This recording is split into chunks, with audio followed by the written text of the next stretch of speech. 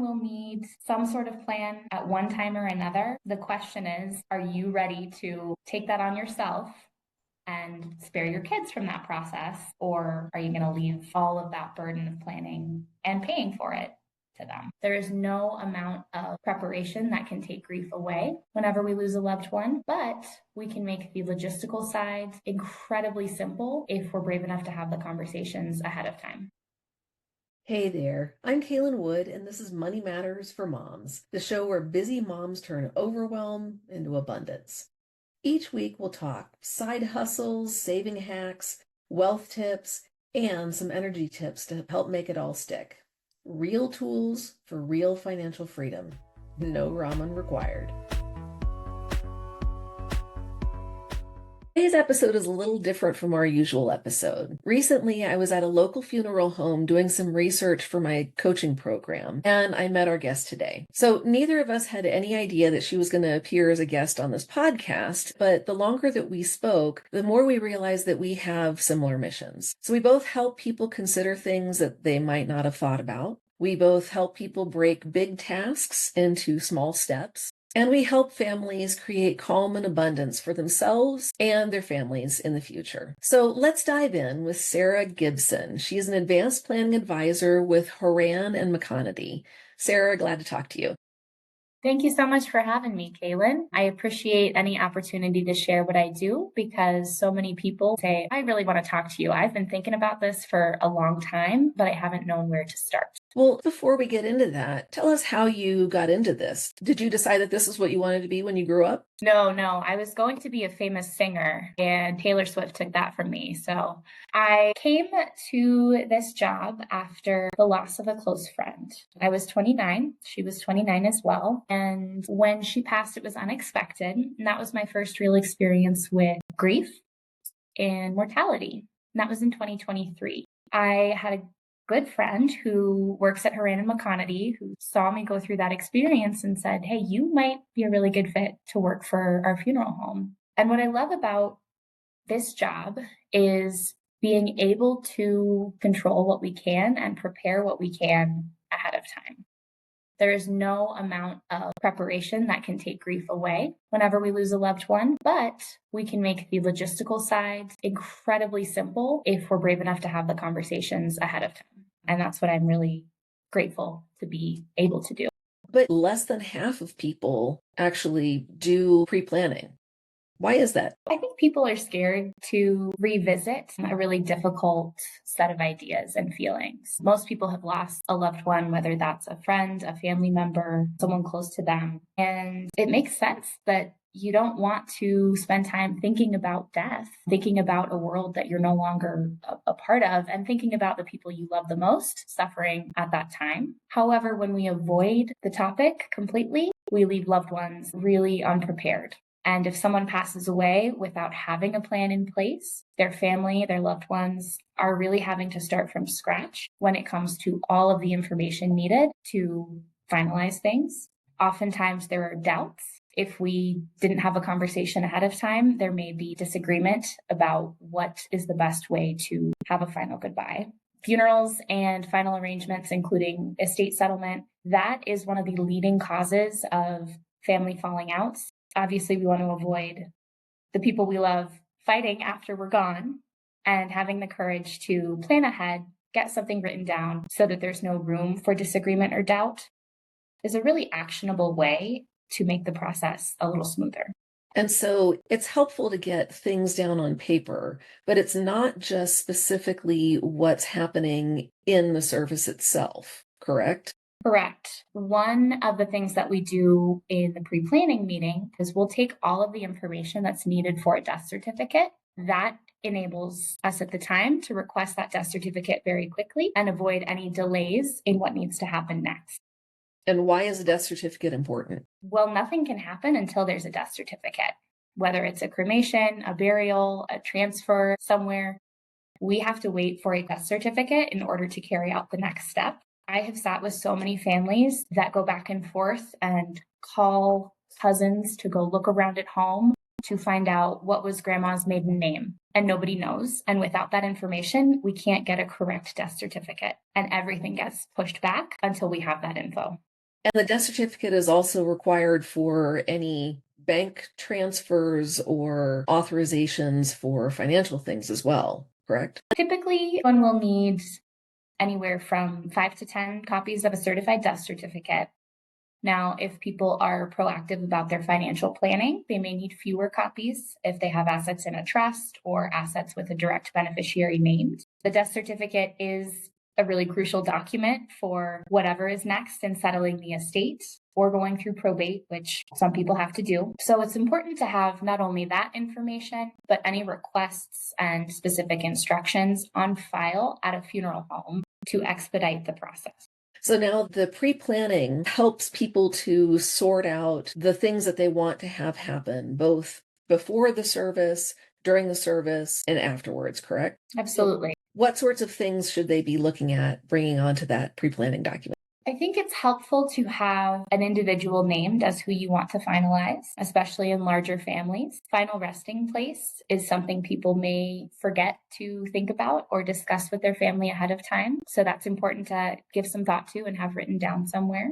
There are as many different types of funeral services as there are personalities in the world. There truly are so many ways that a final goodbye can look. And so having some sense of how you would want that day to go takes the burden of all of those dozens and dozens of decisions off of the people finalizing at the time. For veterans, there's a number of veteran burial benefits that we want to make sure the funeral home can access on the family's behalf and set up for you. There's quite a lot that goes into the pre-planning process. And undoubtedly, when I meet with someone, they say, oh, I never thought about that before, but it's a good question. When you're able to help people pre-plan, then they would know that their grandmother or their mother would like to have an intimate service with only friends or a large service at a church or whatever, correct? Yes, that is something that we will ask. When my grandfather passed, he'd been sick for a long time. And we had been so focused on his care in those last couple of years. We knew he wanted cremation, but we declined to ask him about what type of service he wanted. He was both a veteran of the Army, a Lutheran, and a fisherman. And my mom had no idea whether to do a service at his favorite restaurant or in his church or something with military honors. I know that that caused her a lot of grief and stress during the time that she'd just lost her dad. If we had asked him ahead of time and had instructions clearly laid out, I know it would have saved her a lot of sleep. It's unfortunately very, very common in families. People think, oh, I know I want to be buried. There's my cemetery. That's it. There's a lot of details that go into the day. And as you said, if somebody is able to know what their loved one wanted ahead of time, then there's no guessing. No guesswork. Nice. Well, what's something that is on the pre-planning list that surprises most people? When pre-planning, we want to be very granular. We want to be detailed.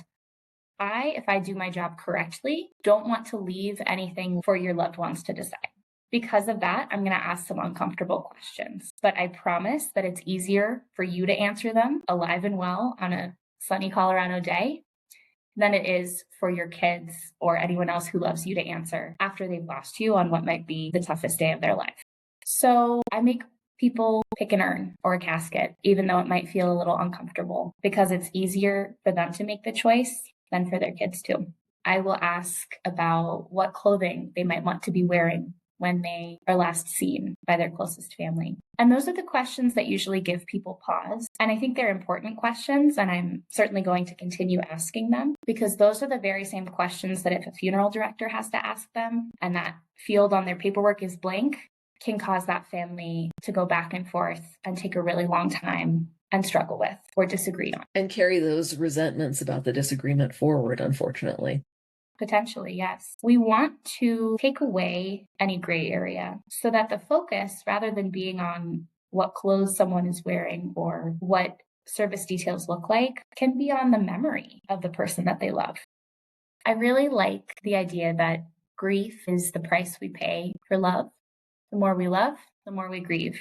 And there's no way to skip over grief or fast forward or take it away, even with a fully completed, very detailed funeral policy. I want to be clear about that.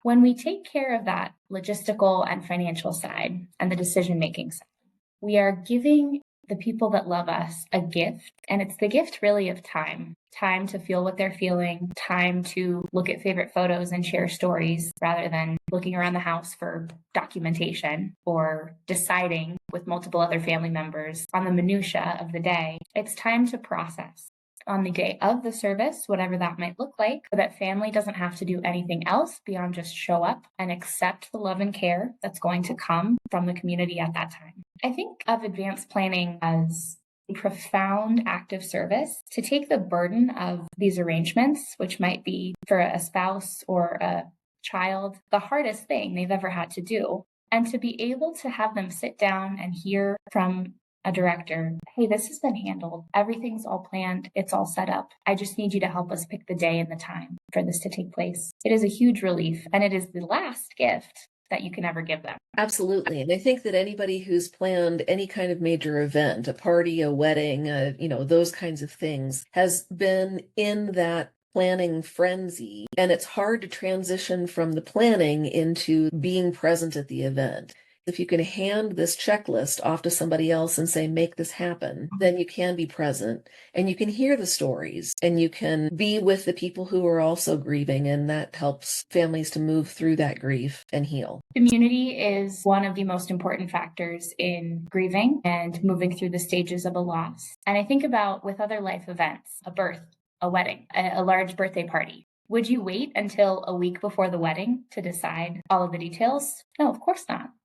Why do we do that with funeral service? True, because, maybe not everyone is going to get married, but everybody is going to die. Everyone will need some sort of plan at one time or another. The question is, are you ready to take that on yourself and spare your kids from that process? Or are you going to leave all of that burden of planning and paying for it to them? And this is also something that people can do not only for themselves, but they can also help their parents or their spouse or even their children to do at some point, correct? Absolutely. Any immediate family member, whether that is a parent, a child, a spouse, a sibling, can actually pre-plan for a loved one if the loved one perhaps is no longer able to plan for themselves or maybe is afraid of talking about it. That's something that people often do when they are trying to get ahead of a loss. And in that case, it's a gift for their future selves. You say, I'm going to plan while mom is still here. And we've talked about what she wants in the past. So I know what her wishes are. And I want to get something set up. So later on, I don't have to do all this work.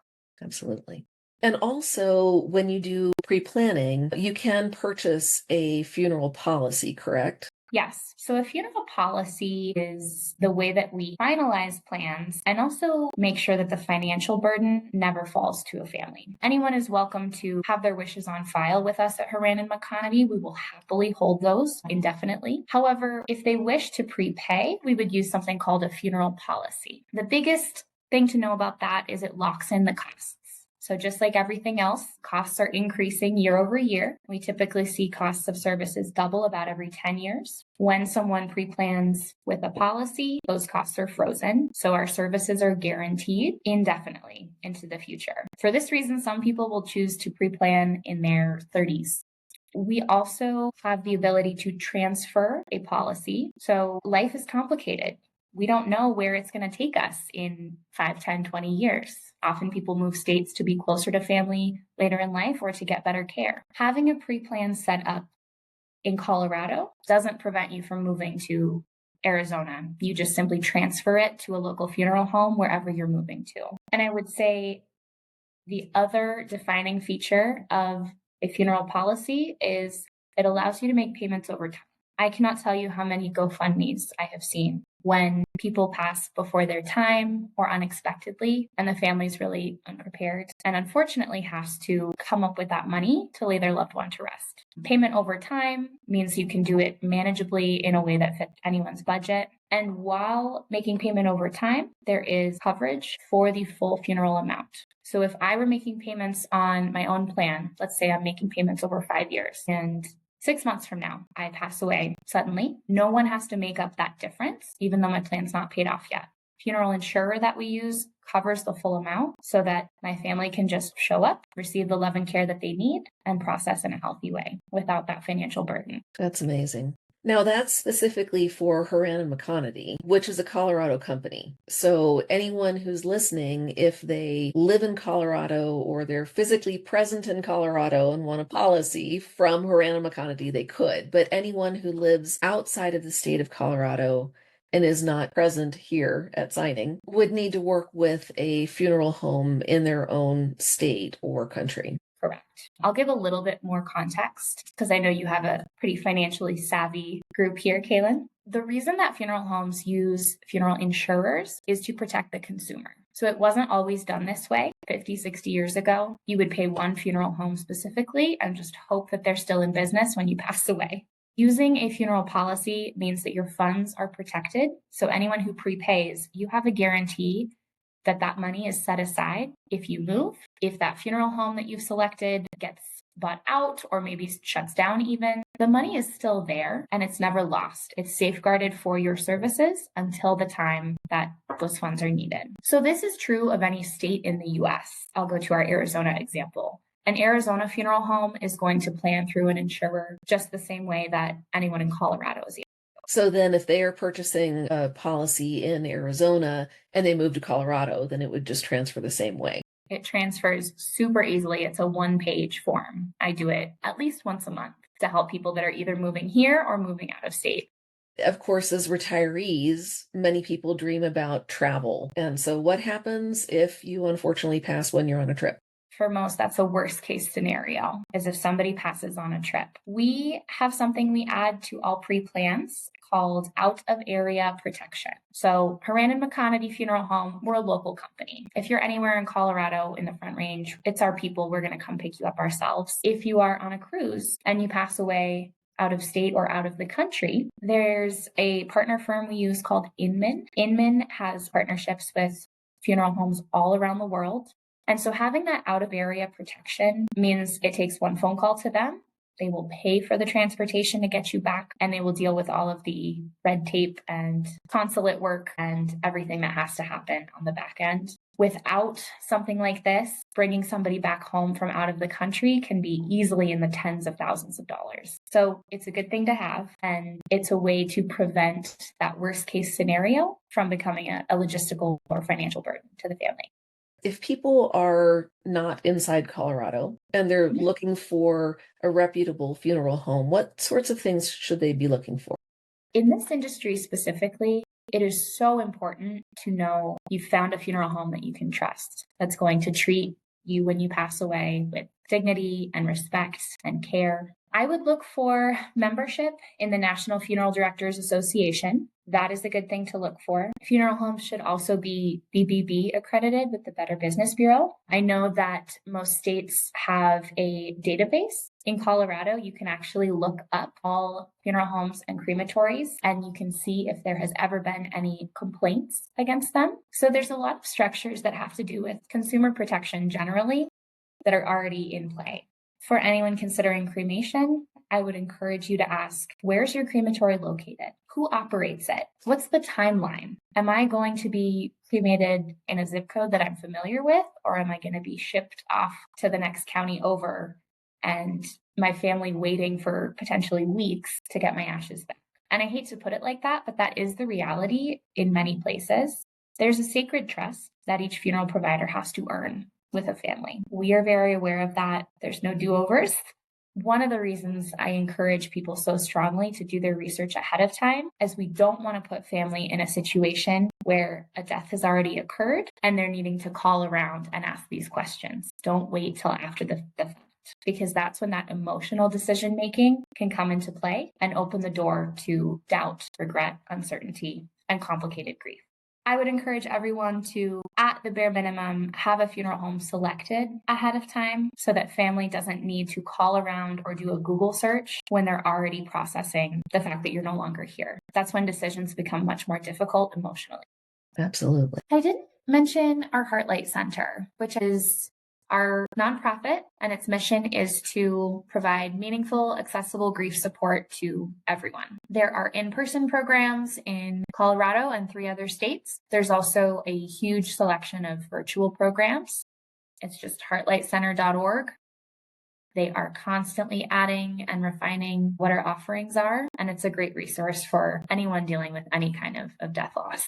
So, Sarah, thank you so much for all that information and the pre-planning document that you are making available to us. The link to that will be in the show notes. Everyone, please download that document and start working on that. If you are a Colorado resident, I encourage you to contact Sarah and set up your own pre-planning. Give your family that gift. Give yourself the gift of knowing that when the worst happens, you're as prepared for it as you can be. Thank you, Kaylin.